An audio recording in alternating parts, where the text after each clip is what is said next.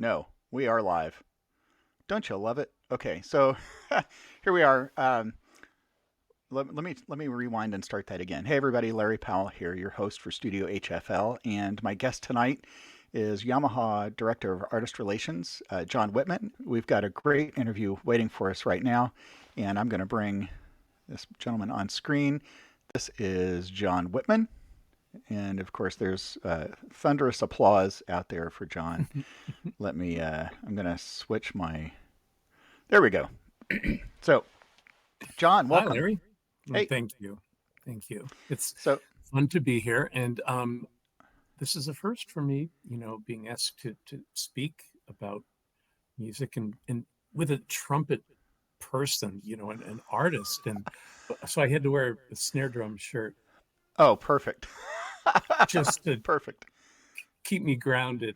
Yeah, that's perfect. Thank you for doing that. Well, thanks for being here tonight. We'll see you next week. And so we were actually supposed to do this last month, and man, something on a Tuesday night hit me hard. I was just not feeling great. So thanks for rescheduling and joining me here tonight. So um, Yamaha Director of Artist Relations, fancy title, probably a very fancy, glamorous job, which we'll get to in a minute. But tell me what's going on. You're in a drum studio. This is your house, right? Yes, it's my house. And this is my wife calls it my man cave. I am very, very grateful to have this room, and I have all my old drums here and my newer drums and my, practice stuff and computer and tons of books and all my college stuff, and probably about since like 1983, every modern drummer magazine ever printed, all cataloged, and it's this is where I write. It's where I pray. It's where I meditate. It's Wow. I guess it is my man cave. Yeah. Yeah. I'm curious. The walls seem rather bare behind you, though. Are you not allowed to hang pictures or posters or? It's like the angle that I have right there. You see the brown Yeah. Okay. panels. Those are sound absorption, Gotcha. panels. But I do have some interesting things hanging around here. I've got that's my poster for my senior recital. There, the square thing, and up here is a drum head signed by. One afternoon, we had a photo session with Steve Gadd, Steve Jordan, Dave Weckl, and who was the other one? Dave Weckl, Steve Gadd, uh, Steve Jordan. Yeah, so it was definitely a fun day for sure. Wow. Yeah, a lot of fun So, stuff around here. I don't know what's going to be worth more, that drum head or that collection of drummer magazines you've got. Right. Yeah, I think I think probably I have one other thing that uh, if God forbid anything ever happened and I had to get out of the house quickly, I would grab my wife under one arm and my dog under the other. But the one other thing I would grab would probably be a head that's over here and it's framed, and it says on it, "To John, Love Ringo." And years ago, when Wow. they did the concert for George Harrison in Prince Albert Hall in London, they Emil Richards, the percussionist, Hmm. needed a marimba very last minute, and somehow we got it figured out. He knew I was a big Beatles fan, and after the concert, Ringo walked over to Emil and said, "Can I have your autograph?" And Emil said, "Not unless you sign ahead for my friend John." And he did. So he wrote a note. He did, and Emil wrote a note. This head was signed by Ringo in 1990, whatever it was, and I have the head, and it's all framed. So that would be the prized possession, I think. Wow, that is quite the prize. My oldest son is a drummer, a percussionist, and he told me Yeah. about this place downtown Indy. I guess it's below the Weber Grill. It's like a big drum place. I just found out about this, but he told me that it used to have Ringo's kit down there. That's right. That's right. I was just there Friday with John Mahon and Ray Cooper from Elton John's band. I'm not trying to drop names. My friend, Please do uh, as Bob, many as you my, can. my friend Bobby De Niro told me never to do that, so I try not to.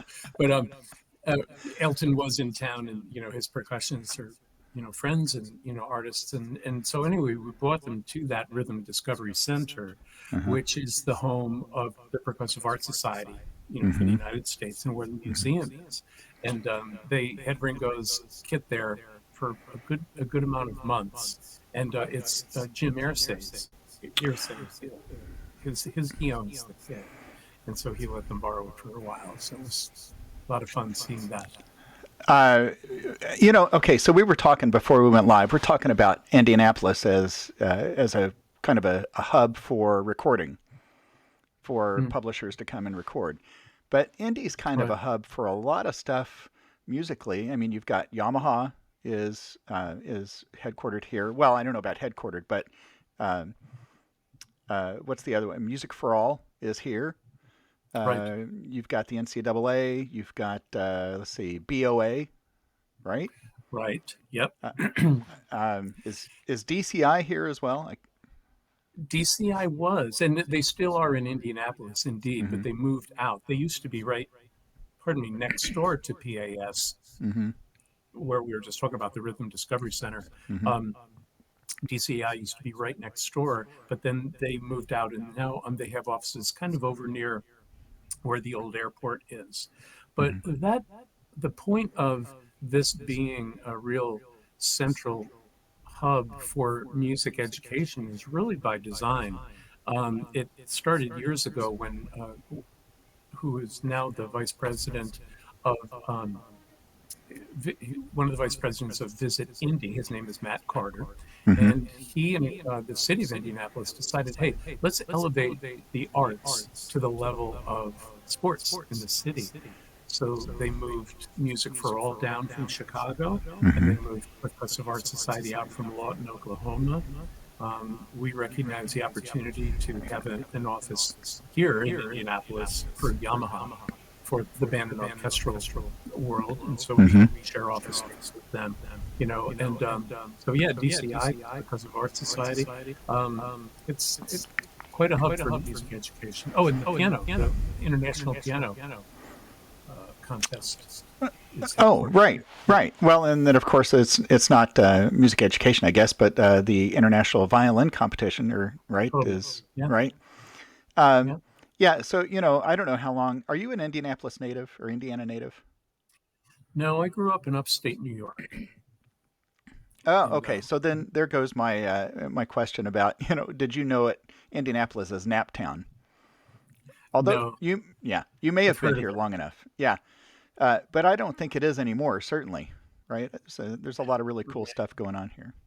I totally agree. And there's I hope that it continues to grow in terms of the support of original music, singer Hmm. songwriters, and that when years ago there was so many more venues to play, even cover bands or rock bands or whatever, Hmm. and then they turned into sports bars with a million television sets, playing sports all the time. So in that way, live music suffered, but still now you see more venues opening up, larger venues like downtown, the White River area there, and Hmm. I just hope it continues because there's a lot of super talented musicians around here. Why hasn't somebody opened a bar with 30 TVs on the walls and a different symphony orchestra on every one of them? I mean, Let's what do what could possibly go wrong with that? it. It would be lines would be wrapped around the corner. Yeah, It would it would be yeah. tough. So you know how you have to say something out loud before you realize that's a bad idea. I Hmm. I realize now that that's a bad idea. Yeah, definitely. Well, Okay. at least we cleared that up. Uh, Upstate New York, did you say, or Hmm. just New York City? Where from? So if you picture where New York City is and you go straight up the Hudson River, you get to the Capital District, which is Albany, Schenectady, and Troy. Hmm. And on the north side of Troy is Lansingburg. And very proud of my Lansingburg. We called it the Berg. And it was, it was a little rough, growing up there. It was rough times. It Hmm. was it was, 70s and, gangs, and Wow. it was rough around there. But you just learn to deal with it, and you know where you could be and where you shouldn't go, and when you should Hmm. and shouldn't go. But it was fantastic growing up there. I mean, it was you're right in this Hudson Valley, and to the north you have the beautiful Adirondack Mm. Mountains. Saratoga and Lake George, and Mm. it's fantastic. And right to the east, the Berkshire Mountains, which bring you out, to Vermont, Massachusetts, Hmm. and to the south you have the Catskills. And Hmm. it was cool because when I was going to college, it was just the time I was still able to ask to go down to the Catskills and play for the comedians coming up from the city, and the Hmm. songwriter. And, you just read the charts, and Yep. I was so green, so unbelievably green, scared, but it was that's where you cut your teeth. Yeah. Okay. So let's drop some more names. Who were you working with? Oh, then it was just I couldn't tell you the name of any of the comedians to this day. They were freaking hysterical, Hmm. wonderful Jewish people who just had this shit down, and they would just kill it. And you just show up, and it was always a good band, But Hmm. I couldn't tell you any of the names of the guys. Hmm. There's a lot of good music there, and there was also music that would bring you down to the city, to play into the city for different things. And I was lucky to grow up there and to grow up there musically. Hmm. We really didn't have a lot of money at all. My dad passed away when I was very young, Hmm. and but I was just in love with drumming, from a very, very young age. And in sixth grade, my mother said, "You got to figure this out because it's up to you. Because I don't have money for heads and sticks and lessons and Wow. breaking everything. You got to figure it out." So I went to the Snowman, which was an ice cream store, Yeah. and knocked on the door. And this guy opened the door, and he was tough Marine, marble hanging out of his mouth, And he said, "What do you want?" And I said, "I need a job." And he said, "What's your name?" I said, "Johnny Wittman." And he said, "Was your father Jerry Wittman?" I said, "Yes, he was." He said, "Do you know what an athlete your father was?" And I had heard my father was a really great athlete, And anyway, he said, "How much do you charge?" And I said, $1 an hour. And he said, "Okay, you're hired." And that was in sixth grade, and that Oh, wow. relationship lasted me all the way into college, because then he taught me how to make ice cream, Yeah. like the big, like the large tubs of homemade ice cream and all that stuff. And that's where my work ethic was formed there, because he was very tough on me. He knew I didn't have a dad, Hmm. and he was faster than me, he was smarter than me, he was tougher than me. So I was always just trying to, keep up with Mr. Baker. How long did you how long did you continue working there? Oh, that was in sixth grade, so I was probably about 11. And then I think I stopped working when I was in college, like freshman in college. So So a long it time. was You were there a long time. yeah, I really was, and it got me through. I had to pay my tuition and I had to buy my clothes and all that stuff, Mm. which I was fine with, And of course, my mother helped, and my brother, with so many things. But the point is that it was a pivotal moment when my mom sat me down and said, "You're completely responsible Wow. for this." In sixth Very grade, no grateful. less, right? I mean, that it's one thing to hear it as, maybe a kid getting ready to go off to college, right? But I mean, that's young. Yeah, when I look back, yeah, for sure. But at that point, it was just a real dose of reality, and it's like the thought of not drumming was petrifying. So I had to figure it out, and I thought, what greater place to work than an ice cream store, Mm-hmm. So it worked out okay, and I ended up speaking at his retirement and being Oh. there at his funeral with his family, and still in touch with all of his children to this day. Oh, that's very nice. Okay, so what did a drum head cost back then? Well, back then it was you had to go take the bus downtown to get to the music store to buy the head. So, like a 14-inch coated Ambassador was probably about like, $6. And that was a lot of money, that was a real lot of money. But the first drum set that I had that was really drums uh, was a blue sparkle kit in the window of Romeo's Music on Fifth Avenue. And I used to take the bus down and, just stare at these drums. And it was the most beautiful thing. And I had another little beater kit that I was learning on. And then when I had my confirmation, I said, Mom, I have to get my snare fixed. We bring down to Romeo's. So she did. While we're there, and the guy's putzing around with my snare drum, I see them starting taking the drum set, the beautiful blue drum set, out of the window. And I panic, and I walk up to the guy. Where the hell, where are you going with that drum set? Like I'm going to beat him up, Right. I had to stop this calamity, and he goes, it's stolen. And I go, well, who bought it? Because now I got to kill them too. Right. And he pointed over to my mother. Oh. So we got the kid, got it home and everything. I'm crying. And I couldn't wait to play, right in the living room. We had a small flat. And set it up in the living room. And my mother made me go put on a shirt and tie so she could take a picture. Nice. And I still have that picture. I have to show it to you sometime. Do you still have that drum kit?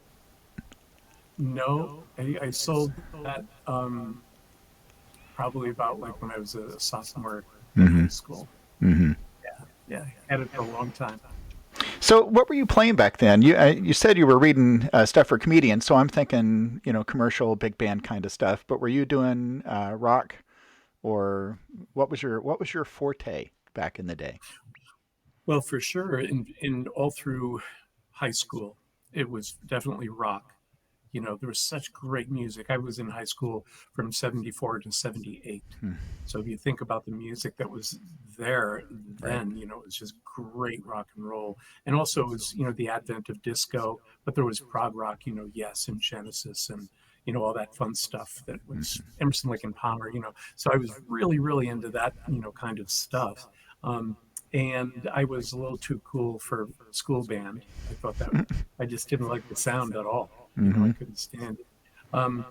But I had some really good teachers there at the high school that knew I played and, talked me into, being in band. And I was in band my senior year. And then I didn't really plan on going on to music. I was going to go into environmental studies. And one of the music teachers, Joanne Miller, when I told her I wasn't going to music school, she literally pushed me up against the lockers and said, "You're going to music school. Wow. You've got to do this. You do not. No, you're going. You're going to St. Rose. And she stopped me in my tracks, and I did. And I got in by the hair of my chinny chin chin because I couldn't read, mallets or timpani or any of that stuff very well at all. Had a great teacher, Joe Bonville, who I'm still in touch with to this day. And he got me into college, and it was really rough because I was way behind. And, thinking about where I lived, at Eastman in Rochester and Juilliard and, all the great schools in New York. And then you had Boston Conservatory and all the great schools out there, So I went to the College of St. Rose, which was a wonderful school. And they took me as I was, and I had so many playing opportunities because it wasn't a really big school. So, I can win ensembles, jazz ensembles, people's recitals, etc. Was this a performance degree or music ed you were going after? Music ed, and it was a great school, and that's when I learned, like the big band stuff and different styles on drum set and everything. And then from there, I went out on the road straight for 3 years, and that was where I really learned how to play. Right. How old were you? I mean, you're still really young at this point, right? Yeah, when I graduated from college, I was 21. Yep. Yeah, but I mean, to go out on the road, that's pretty young to head out. Yeah, I haven't heard of that Different school day and before. time. Yeah. Yeah, it was a great school. Uh, Okay, so I'm thinking did you say environmental studies? That was your original. Okay, Yep. but going into music education, right? Taking that left turn and thinking about, did you have any desire to be a teacher?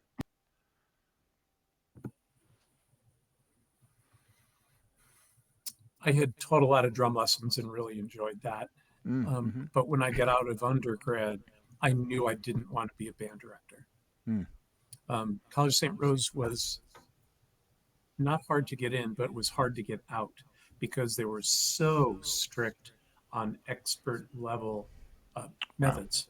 And to this day, I could go and teach flute lessons, clarinet lessons, saxophone lessons, you know, French horn, trumpet. Like we really, really had to be able to play and teach those instruments.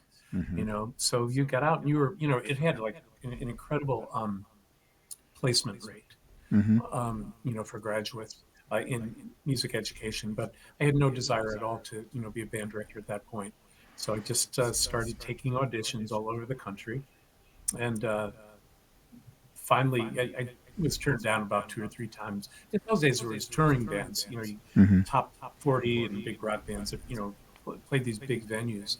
And so I did get a job and went out, like I said, and it was a 3 year straight thing, 3 years straight, Mm-hmm. where you'd get maybe a week off every few months. So it was that's where you really, really learned how to, play 5 nights a week Mm-hmm. or 6 nights a week for 5 hours a night, even though you just had your wisdom teeth removed, or you're out in Dubuque, Iowa, when you're sick as a dog with the flu. You still, you really did have Right. to play. And you figured it out, so.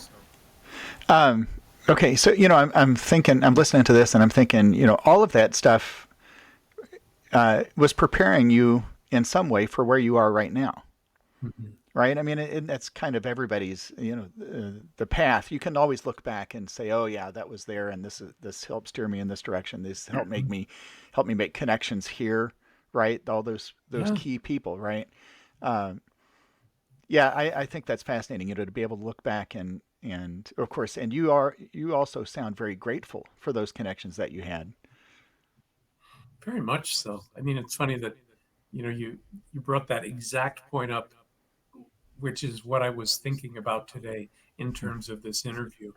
Um, depending on your faith base, depending on how you view things that happen in your life, to me, there's no mistakes, that it's not like by happenstance, and I happen to believe that I went to St. Rose because I was able to really figure things out and to be challenged. I was Mm-hmm. so bad on mallets and I would wait until like 11 o'clock or midnight to go in and practice because I was, a child on the instruments, but then, going out on the road for that long and then, coming off there, you couldn't really tell me a lot about life that I hadn't witnessed, Mm-hmm. and Mm-hmm. um, then I was a band director for 7 years or so, and that taught me so much about communicating, and molding sound. I was always blessed with good ears, Mm-hmm. I've got good pitch and all that stuff, and I know how to communicate what needs to be done musically.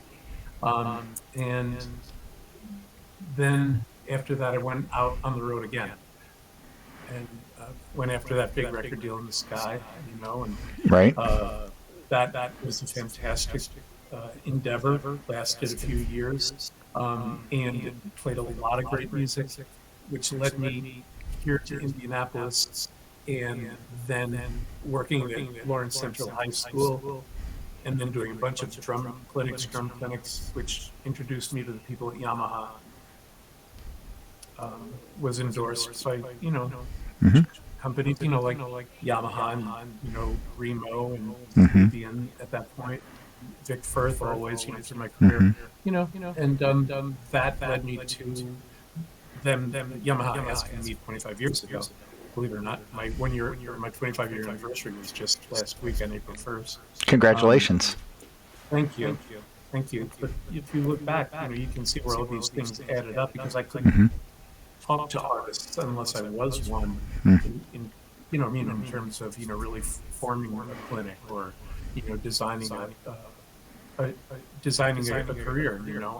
Hmm. I think that's one of the best things that I do enjoy about my job is, although I work with an amazing, aspiring, and very, famous people, I still love the most when people say, well, what do you think? Like, what would you do? Or how would you handle the situation?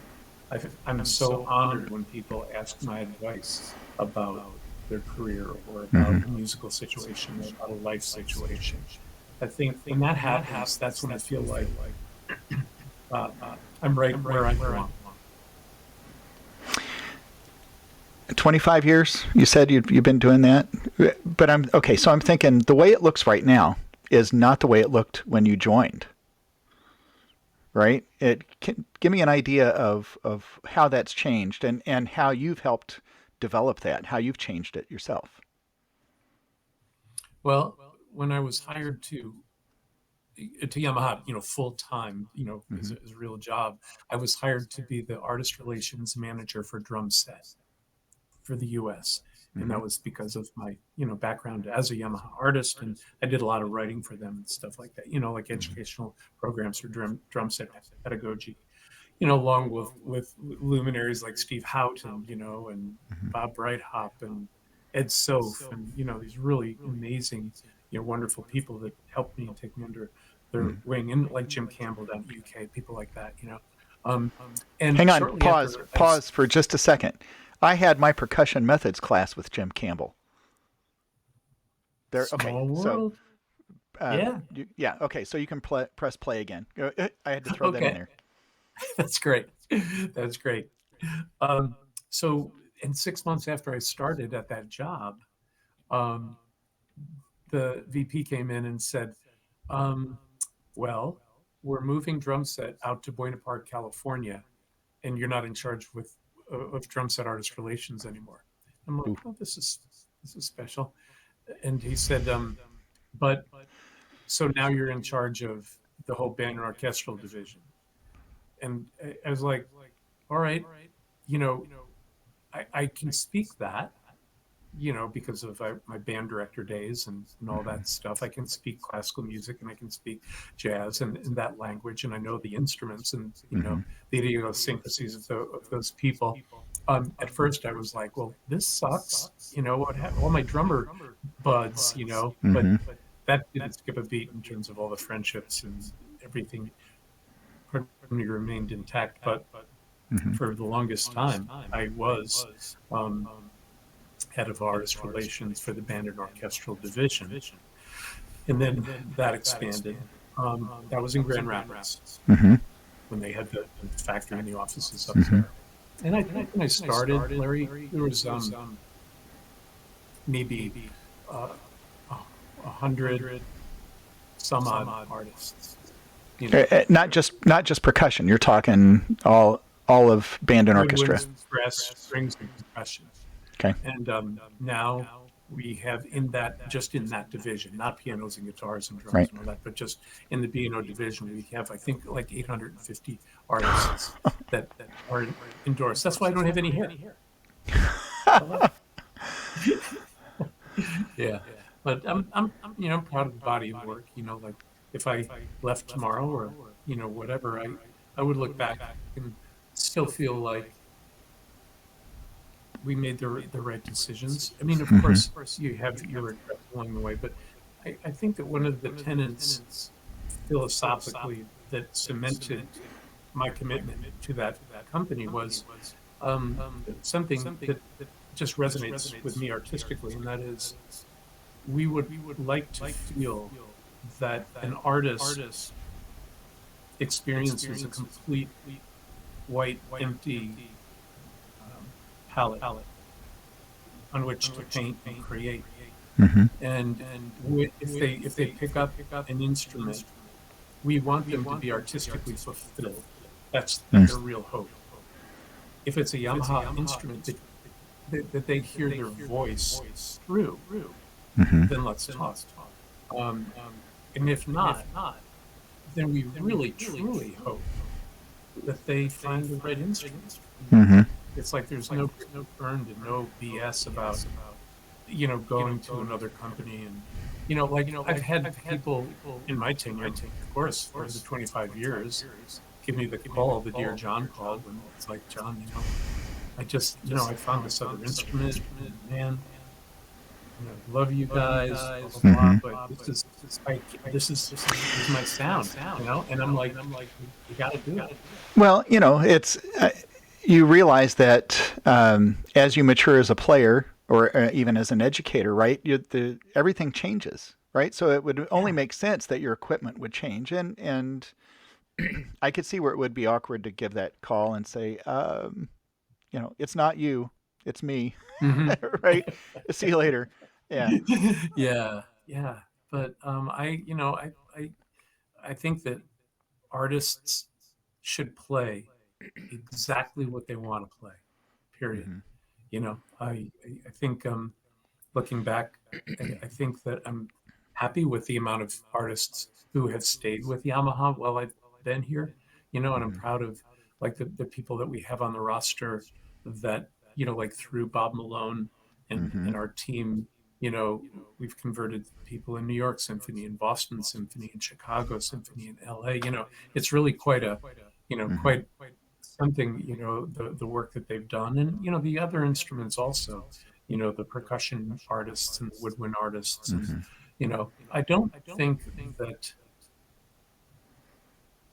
that anyone, well, I know that we don't pay anybody to play our instruments.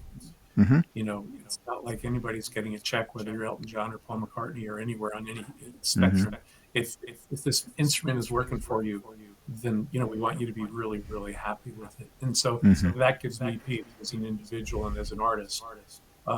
That the premise is based on musical integrity and not somebody getting a check to say, oh yeah, I love Yamaha, or I love what a other instruments. Yeah, it's not like a LeBron James endorsement, right? Where you're gonna pay him $2 million to wear your sneakers, kind of thing, right? Hmm. Hmm. And Right. yeah, um, okay. So I'm thinking about all these people that have their own, and I'm thinking trumpet, right? Because that's what I know. Of course, you got Bobby Shue with his own model, Vizzuti with his, Bergeron, um, Sullivan, right? Bob Sullivan, I think, has. Of Uh, Sullivan. Hmm. yeah.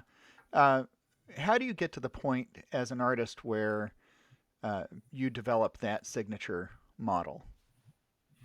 Well, as a rule, mostly 100% of all of the instruments that Yamaha makes, from grand pianos to piccolos, there are almost no signature instruments. The like Bobby's was a result of him conceptualizing Hmm. and then working with designers and coming up with a very, very unique, combination and design of an instrument.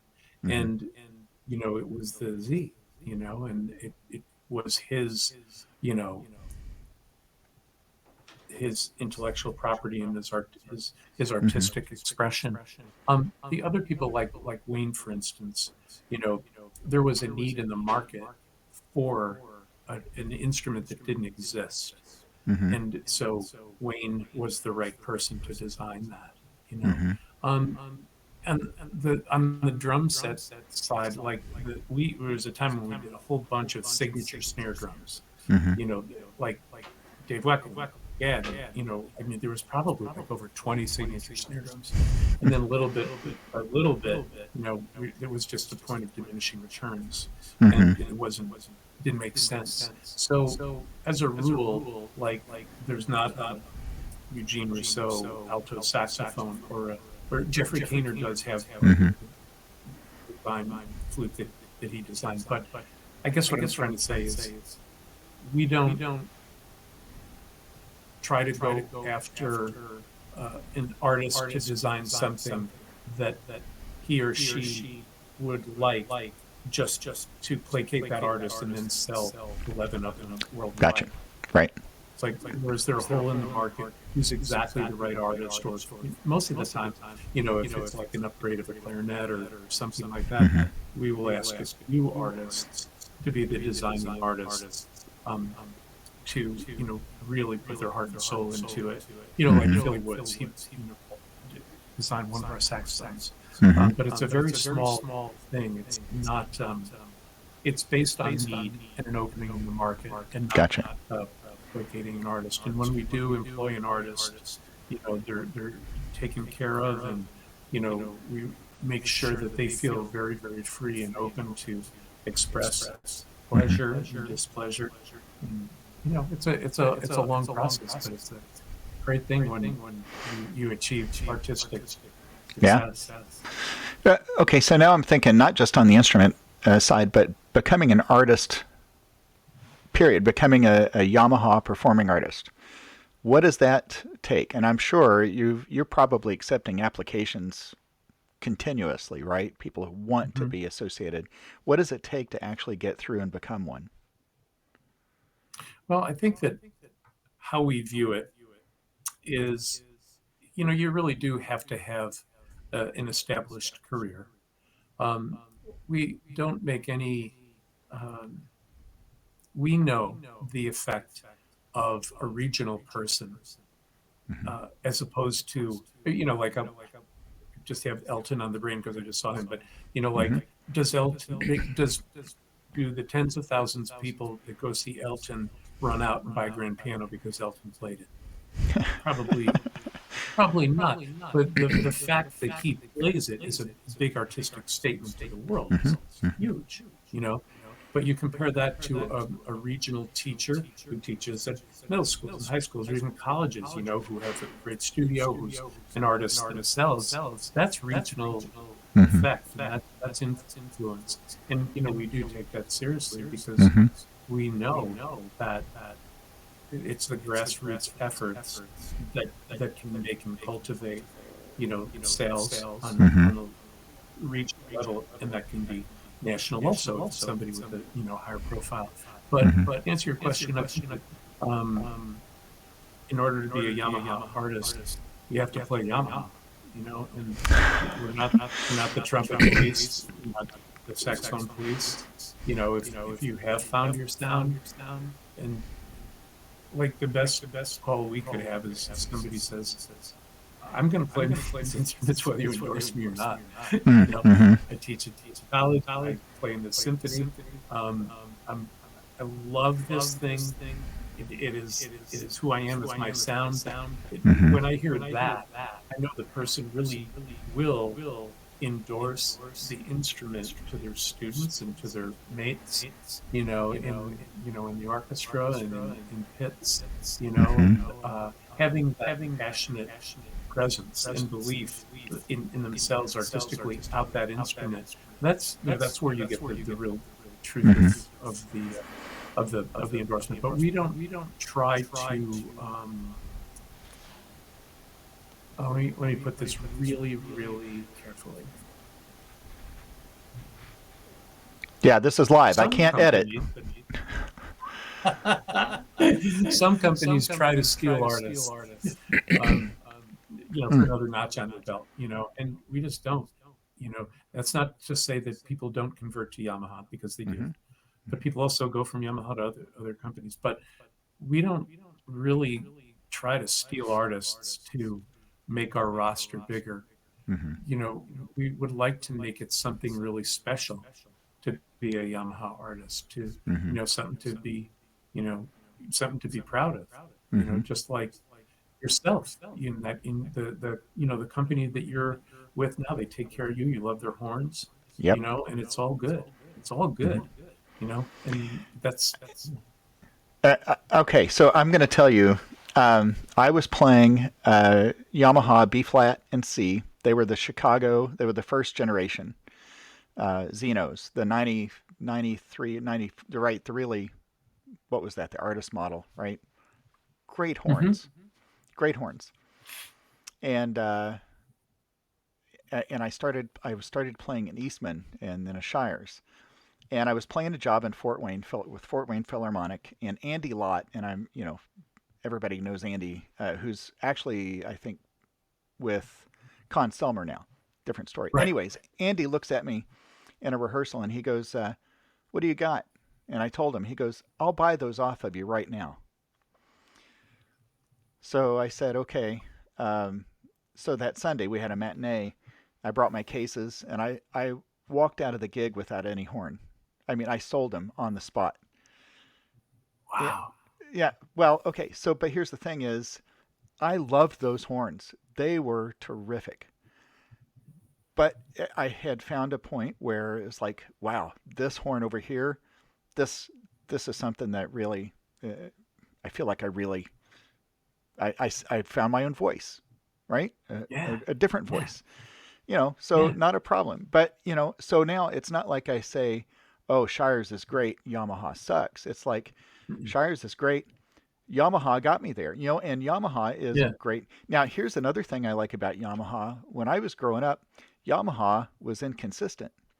Yamaha's not inconsistent anymore, right? I mean, you guys, Wayne Yeah. and Bob figured this stuff out. Yeah. Great horns, Yeah. great horns. Yeah. Yeah. Um, so Yeah. I'm curious. Um, Rex Richardson's one of my favorites. I think the world of him. What a great Yeah. guy, and I not a enjoyed bad that night that musician. we had dinner and listened to him play Holy cow! recently. Right? That was Yeah. fun. Yeah. Joey Tartell, Rex Richardson, John John. uh, Raymond, John Raymond, Yeah. God. Yeah. I had the name in my mind. John Raymond, and right? and Mark Baselli, Right. Yeah. Yeah. and a killer rhythm section. Right? That was fantastic. And Mark had done the arrangements for those and four trumpets. But yeah, The great arrangements were arrangements. amazing. Yeah, and then the playing was spectacular. But okay, Hmm. so uh, let's say Rex. I'm kind of curious just about the process on some of this stuff. Let's say Rex calls you and says, "Hey, I'm going to be in Indianapolis." Um, what do you do for somebody like Rex? Does he already make his own arrangements, or does he just let you know, "Hey, I'm going to be in town"?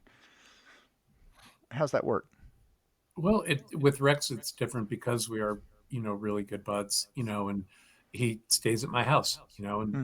we cook food and he loves my dog and Yeah. it's like he just plops in the house and we eat good food and have some wine and it's like a good friend visiting, so it's always Hmm. a blessing when he's in town. But it like Jeff Coffin was just here last week, Hmm. and he did a session at a clinic at North Central High School, and then he did one at um, Page's Music, which went really well. Hmm. So, those are kind of similar things in that Rex said, "Hey, I'm going to be in town playing this thing with Mark, at the Jazz Kitchen.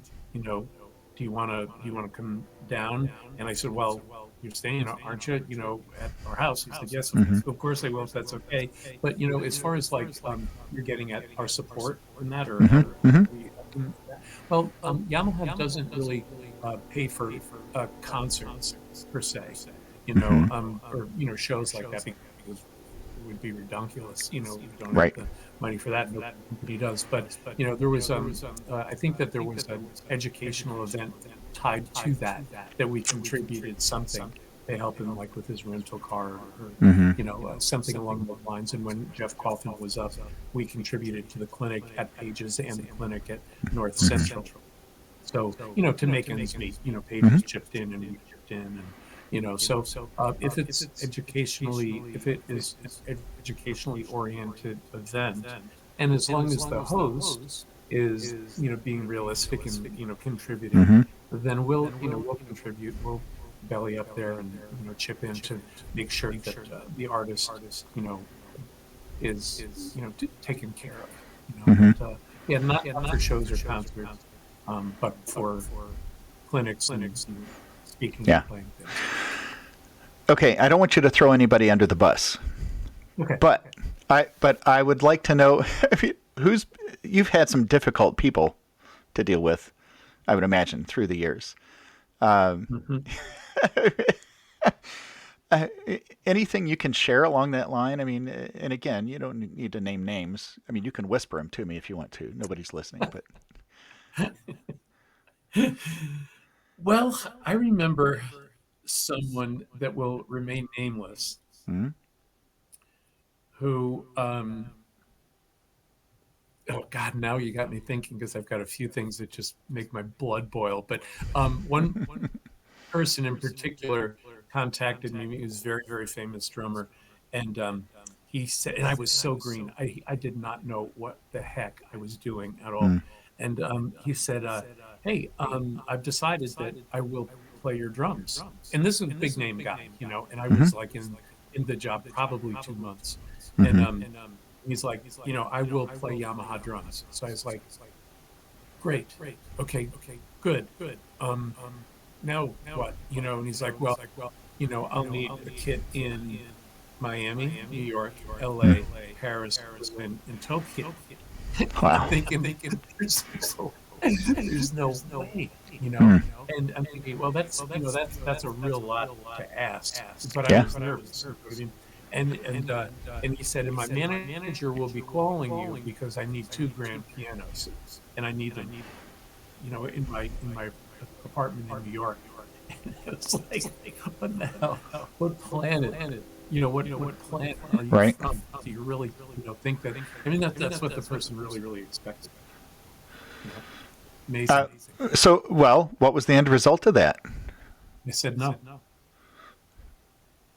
and And they went on to another company, same thing, and probably gotcha. got half of what he asked for. But in the um, I've had people um, ask for things, and we provided things Mm-hmm.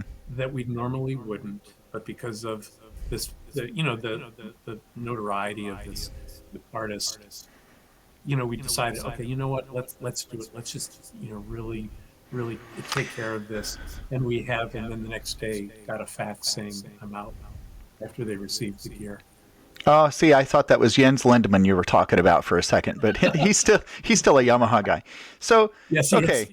okay, yeah. So, talk about flamboyant personalities, right? I mean, okay, Rex, he's pretty chill, right?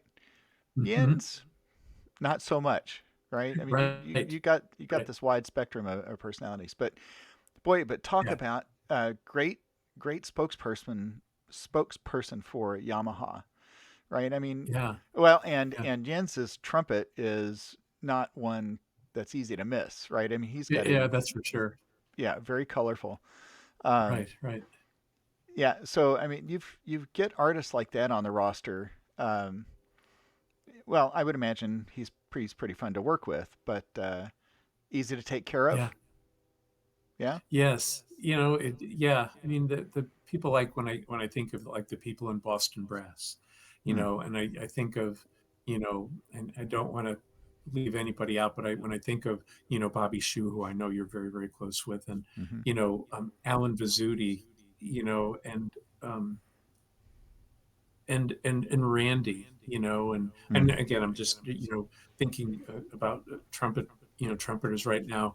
They're really just they're just such wonderful people, and mm, I don't think that, even Walter White, I mean, there's just so many great people that are mm-hmm. very, very caring, and Yeah. and all the guys in, brass Oh, in Boston right. brass, all of them are very, very wonderful and unique people, and they're very straight. They if they ask, but they also work hard to expose the credibility of the Mm-hmm, instrument, and they look for opportunities that they can share with us, mm-hmm, that we can try to, leverage and take advantage of, and if we can mm-hmm, help a teacher out or do things, it's very, very personal and grassroots. I used to think that um, business is business and friends are friends, and I used to try to, as they say, protect your heart, because sometimes you get very close to people, and then mm-hmm, they leave, and it really hurts you, if you're empathetic, which I mm-hmm, am. um, and but I just don't believe that anymore. I just think that it's all personal, you mm-hmm. know. It really is, because I care so deeply about music and people. Are you well, I mean, it's I'm not going to assume that you're an extrovert, right? Because sometimes introverts are in a job like this, and then they find a way to disappear and recharge. But Totally. Yeah, my wife often says you would be so happy if you didn't see another human, for like 2 weeks. I'm very shy, and I'm not a, walk in and be the life of the party guy at all. And I don't really talk about myself or, my playing. I'm not posting. You'll never see a post with me with a famous person. And, every once in a while I'll take a picture of my drum set, if I'm playing with mm, Jenny DeVoe or, you know, someone because I love that part of my right. life, I don't really have the outwardly look at the great things I'm doing at all. I'm very, very grounded and very shy, actually. So I'm surprised you don't have the lights down, and you're kind of back in the shadows for this. Um, I find that fascinating, I mean, but obviously you relate to people very well. I mean, you wouldn't last 25 years, not just in this business, but in a position like that, unless you could relate well to people. And so you speak highly of certain people, but of course, I hear people speak very highly of you as well. So, it goes both ways. And I've known you, I was trying to figure this out. It was Northside Baptist Church. This was early to mid 90s, I Yes, think. yes, Uh, and we played in a church. I think the church had done a Christmas program together, and we played in the yeah, pit together for that. yeah, Um, and even then, right? Oh, so that's in that time frame, right? That's right when you would have started. exactly. Yeah. Holy Before cow. that, yeah, Yeah. Um, yeah. So I've known you for a long time, but this is kind of cool getting to know you a little bit, well, quite a bit better. Um, yeah, was. how long do you think you're going to keep this up? I mean, are they gave you a gold watch, right? You got to 25, you got the gold watch. I got I got a lot of nice things said to me, that's for sure.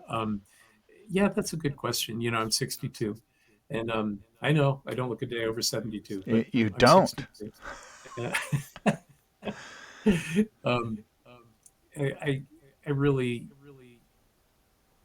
can't wait to be able to really get to the fun, of, Hmm. you know, I want to teach and I want to write and I want to do clinics and I want to play, and I want to, just really push myself. We run a lot, we're uh, doing a half marathon this weekend and I climb a different 14er every summer, with friends. So I mean, I'm blessed with good health, and I'm a Hmm. competitive dude, and I just like to, I really want to keep going and really want to keep going and elevate my playing. I feel like I've got so much, to learn. I don't know when, that I would leave Yamaha per se. I think that that's, um, I do know that my mother always said, leave the party before they want you to. Right, right. Leave them. So, I would love for someone, to take over the realm, or the helm. I mean, and like Jalissa Hmm. Dasha works with me. She does an extraordinary job. You know, her or people along with her to take this Hmm. and whatever I built with my colleagues, take it and make it your own and blow it up and, just, Hmm. go forth. I'm glad that we were able to do what we did in this amount of time, but it's theirs now, and Yamaha will Hmm. be here, years after I'm dead and gone. So I don't think it will be, too awfully long before I just say, let's let somebody else take it. Yeah, well, don't get me wrong. I wasn't trying to push you out the door. I was just, I was just kind of curious on that.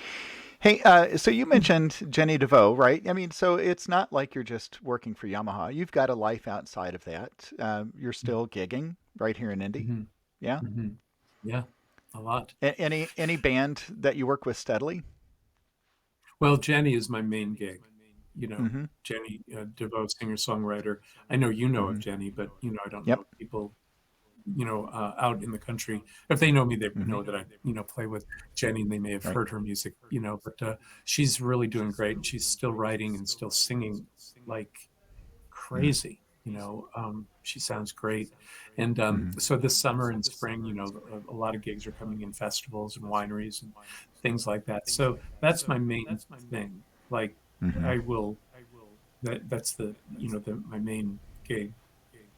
Pardon me. And then I play with a band called Groove Essentials, which is a Groove Essential, which is great. It has Josh Wyrick in it, from Oh yeah, Zionsville High yeah. School, and Rhonda and Greg Baker, Mm-hmm. and you know, uh, a lot of really really great players in the band for sure. And they're a big party band and a dance band and a lot of 80s fun music. It, I love playing in that band. I also play a lot of churches, Mm-hmm. Mm-hmm. whoever calls it. Frank Bradford over in Zionsville and Greg McGurk, calls Mm-hmm. quite often for church. So I love going in and, Mm-hmm. Yeah. playing in churches too. So yeah, Uh, whoever uh, calls. I want to back up a second. I just started running last year, and I don't know. Did we talk about this about uh, marathons Yes, a and little bit, I such? think. Yeah, that's right. Yeah. But yeah, so you're running the Carmel marathon this weekend. Is that right? Yes. Yeah. Half marathon. Um, Yep. oh, half. Okay, so I just registered today for the Indy half out at Fort Nice. Bend, Yeah. and Great. I'd already registered for the Monumental. I'm going to do the full this year. Nice. Nice. Yeah, so I don't know if I told you, but my race motto is start slow and taper, because I'm not in it to win it. I'm in it just to be standing as I cross the finish line within the Absolutely. within the allotted time. It's Yeah. if it's a six. Now I do have a goal for the full of, and I know this is going to sound slow, and it is, but 5.5 hours. I want to do it in 5.5.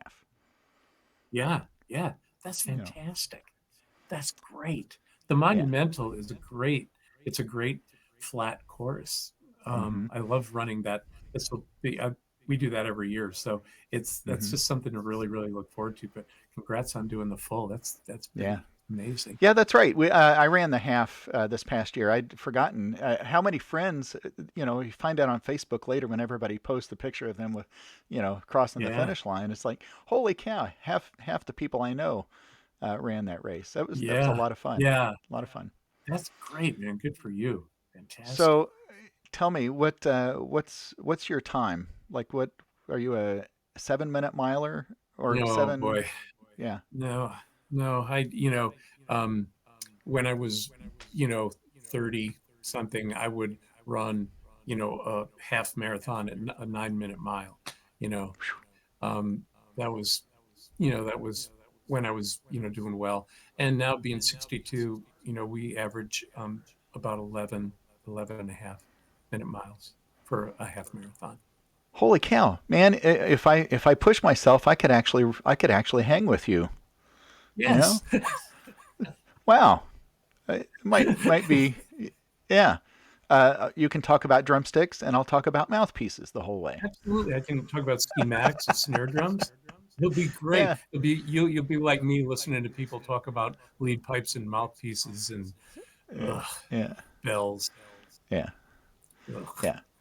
So, well, I kind of pride myself on avoiding the shop talk on here. I very, very infrequently have we actually talked about that, and it's fine when we do.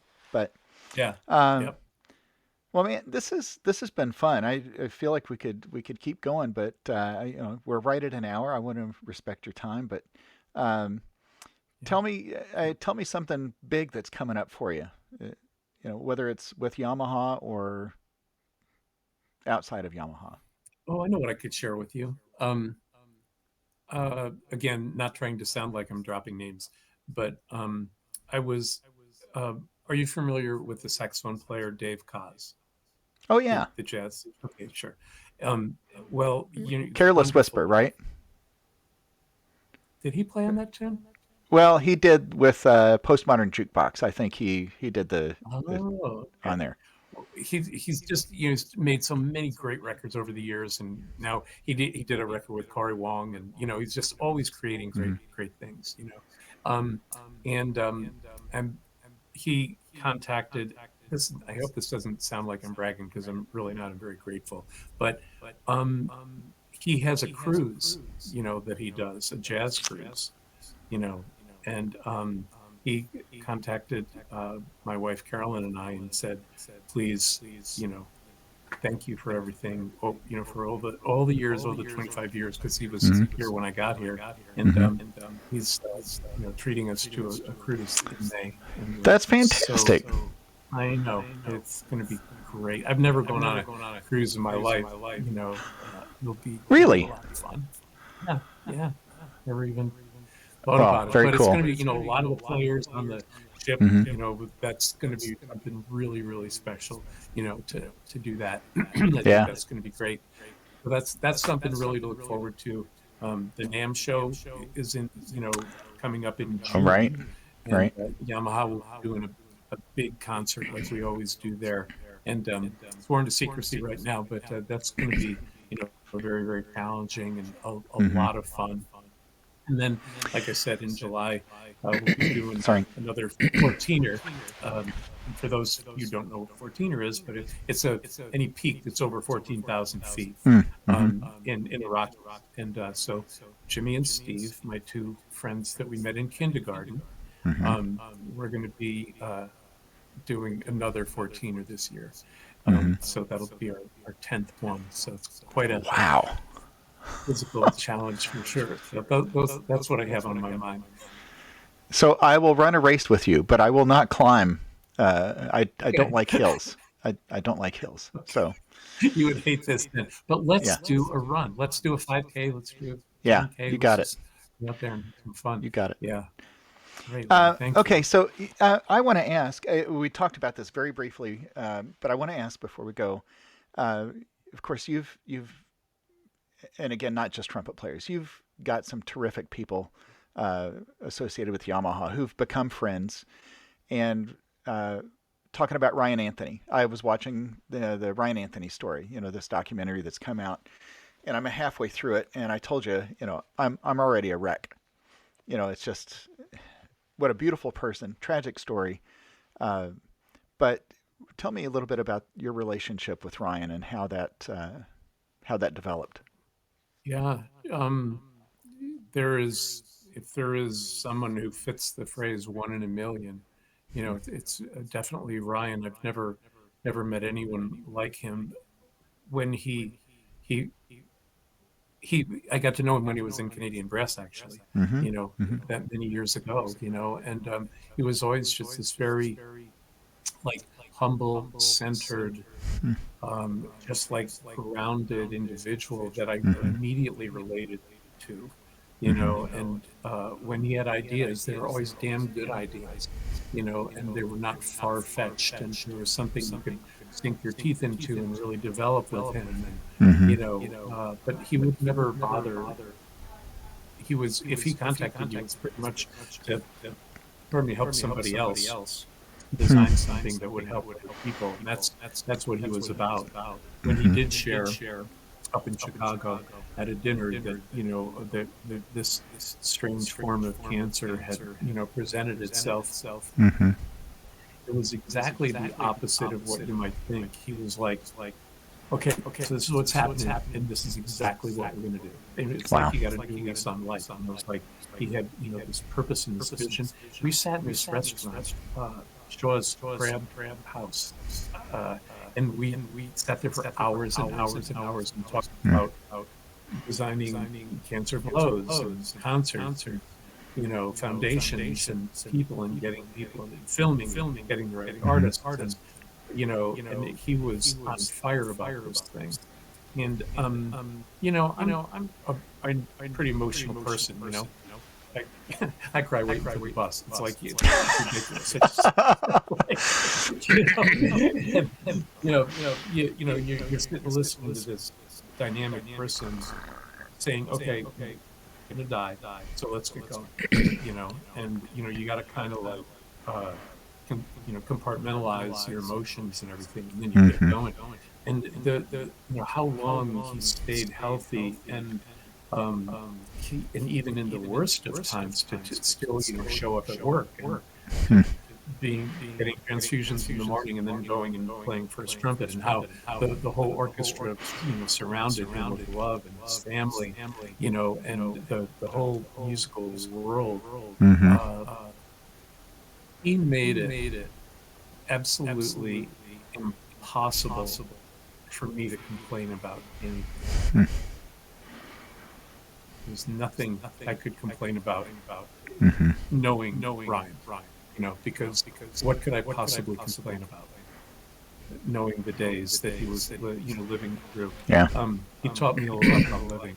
That's the story.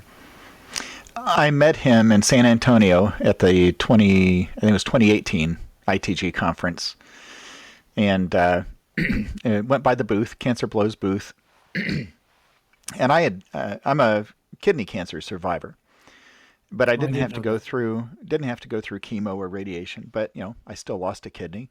Um, but I told him, I said, I really appreciate, I didn't go through this, but I appreciate what you're doing for everybody. He immediately turned that focus off of him, and he was asking me about what I had gone through. It wasn't even it wasn't even anything comparable to what he was going through, but it wasn't about him. And it just Hmm. so impressed me, and it just seems like, okay, that's what everybody says. He's all about everybody else. um, No question. I'm No not question. talking about that very clearly, but I think you get the idea of it was a very special time. I'm so grateful that I got to Yeah. meet him. Even 30-second conversation. It was great. Yes. It's great. Yeah, and Uh, it'll stay with you your whole life. He's really, really brought out the best in so many people, and all of his efforts, live on yeah, in so many different ways. He really touched a lot of people. yeah, I'm honored to have known him. yeah. Me too. Me too. Well, I did get to interview him. He was number 44. Oh yeah. Yeah, it was great. And Uh, we had some pretty frank conversations during that interview. It was terrific. Um, mm, so okay, yeah. John, this is great. In fact, I really wish I had remembered to push record before we started here, but Me too. just I'm just I'm just kidding. I'm just kidding. Oh, Um, okay. I hate to do this. I got to tell a dad joke that I heard today. Did you oh, hear that great. Biden? Okay. Did you hear that President Biden is in the hospital? No. Yeah, yeah. He couldn't stop Putin. Isn't that awful? That's great. Oh, Yeah, I that's don't care what fantastic. side of the aisle you're on. I mean, come on, that's funny, right? That's funny. Yeah, you got to laugh about that. Yeah, Hey, you yeah, know what? Before we go, I forgot to mention Chris Murray, trumpet player Chris Murray in town. yeah, yeah. Um, you, do you know Chris?